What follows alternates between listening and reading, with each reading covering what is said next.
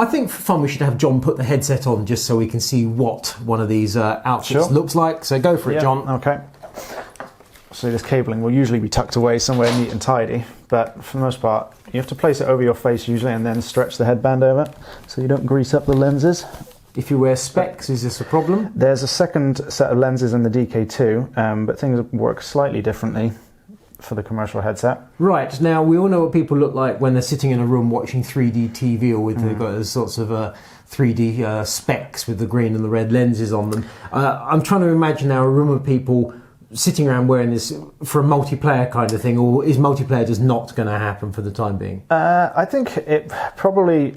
We'll take it off now. Yeah, I was just thinking I should probably come to a point with that. Wondered how long we could keep that going. Yeah, well, it very much depends on the technology. Again, it seems like for the most part, Oculus's tracking system will only support one headset within its field of view. Again, unconfirmed until we can try out the commercial hardware.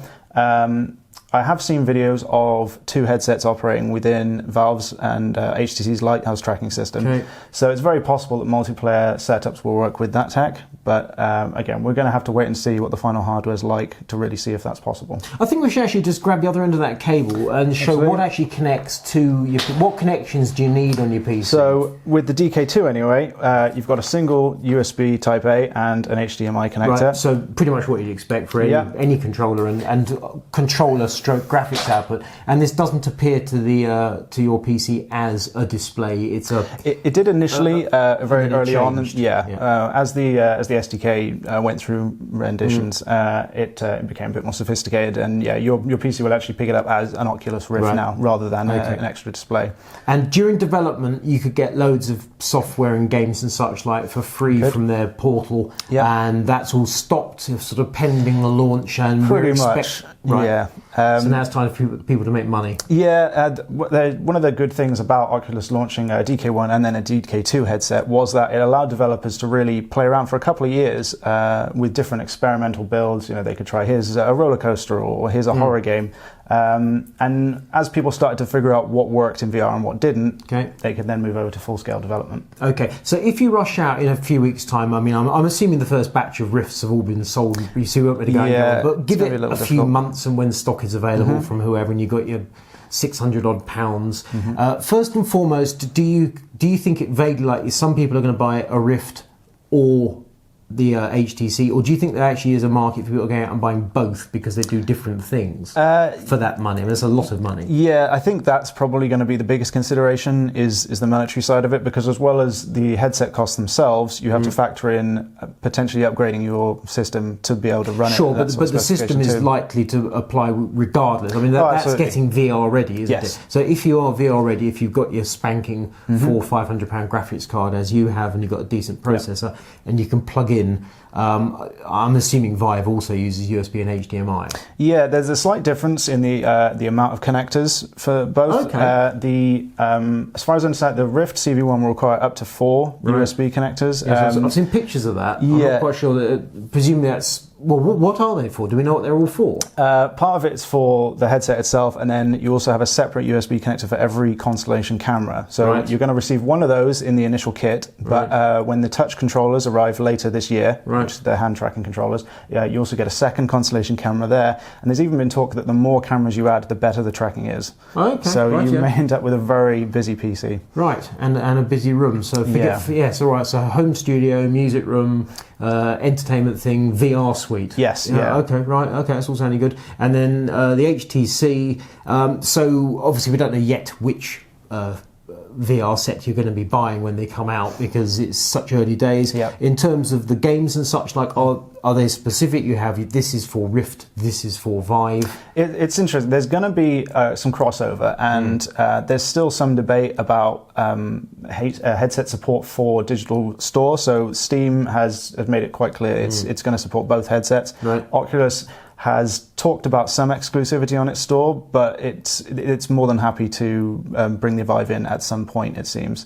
So where it's really going to come down to it is the type of experience being put together. With the Vive's hand track controllers and room scale ability for you to walk around, the types of games and experiences that are made for that could end up being quite different. So For example, Hoverjunkers, which is one of the more publicised titles. You're going to have to say that name again slowly. So, Hoverjunkers, right, which is built from the ground up to support room scale and hand track controllers, allows you to fly around and shoot guns with both hands using the controllers. Right.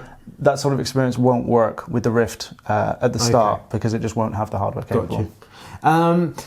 And this is virtual reality, augmented reality, which is Google Glass and such like, which is a whole different thing. You can see the world and it adds on extra information. Does this have any crossover, or is it just an entirely different world of stuff? I think for now, it's entirely different. It's certainly possible that in the future, augmented reality could supplant virtual reality or sort of blend them together, because if you can look around the world and see digital items, there's not much, doesn't take much of a stretch of the imagination to imagine being able to layer an entire virtual world over the real one instead. So you could have augmented reality headsets that could do both augmented and virtual eventually, but for now they're quite distinct. And quite recently we saw that footage, a photo rather, in all the newspapers at MWC in Barcelona of all those journos sat in this audience wearing Rift as Zuckerberg walked past them, completely oblivious because they're little plugged into the pod in their own little... they were. Now, I looked at that and it's obviously comedy, but also... It was a bit Matrix, wasn't it? Yeah, there's definitely an element of that. One of the interesting things about the HTC Vive, to try and counter that sort of removal from reality effect that it can have, is it's got a camera on the front, which you can use to get a rough outline of the real world. So if someone comes and talks to you from outside the virtual world, you can still see an outline of them, you can hear them. And there's also Bluetooth functionality built into the Vive too, so you can receive text or calls within the headset, which allows you to stay sort of a little more connected to the real world. Gotcha. Okay. So you could imagine it then being used at a remove for conference calling, Skype, that sort of thing is the next thing, as you're actually there in the room. Well, virtual offices, perhaps. You could see teams of people who work around the world all working together in a virtual office one day, perhaps, as well. Microsoft Office 2020, yes. Right, yeah. Okay, that's not a good thought. Right, so just to go over it again, we've got the release version of Oculus Rift is imminent. Initial stocks we can expect are sold out. We can expect some joker's going to be flogging them on eBay for fortunes, inevitably, and probably the odd empty box going for £1,000, inevitably. And then give it a few months and we can expect Rift to be available. Yes. Hopefully at launch we're going to undoubtedly have a bunch of games available from their own portal, and also we'd expect from Steam. In terms of the PC hardware, I think you can not actually. There are laptops that run it, aren't there? Yeah, it's doable. I mean, unlikely but doable. There's certainly some of the beasts we've seen could, but provided you've got a proper PC, Windows only, not Mac at the moment. Yeah, as far as I understand it. I think, did I not see a comment which was as soon as Apple releases a decent operating system or some such rudeness? But that was their words, not ours. If you have a Windows PC, proper graphics card, reasonable processor, is it Windows 10 only? Well, I ran the DK2 on Windows 7.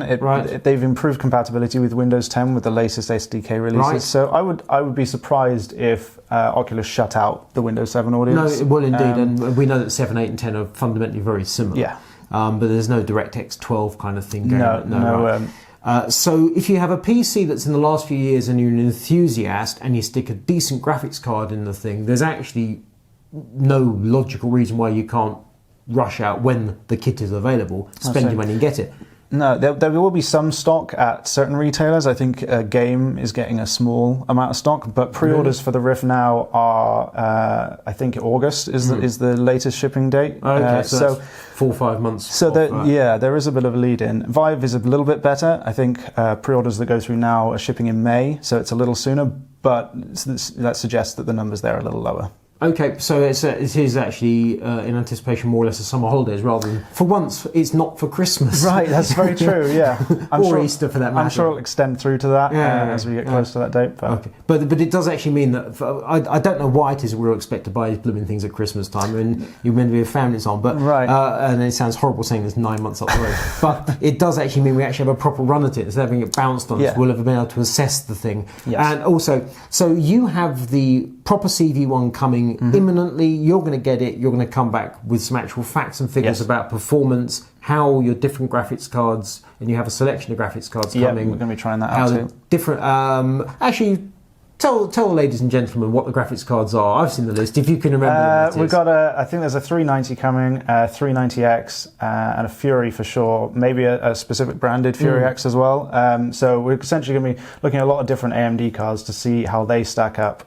Because AMD's made a big push for virtual reality. Absolutely. Its Liquid VR platform is quite an exciting thing. Could eventually even make virtual reality one of the easiest entry points for high-end gaming because of some of the clever software tricks they can do to reduce the overhead. And obviously when NVIDIA chooses to give us a Pascal to play with as well, we'll force ourselves to give Absolutely, that. Because you're good like that. Yeah, exactly.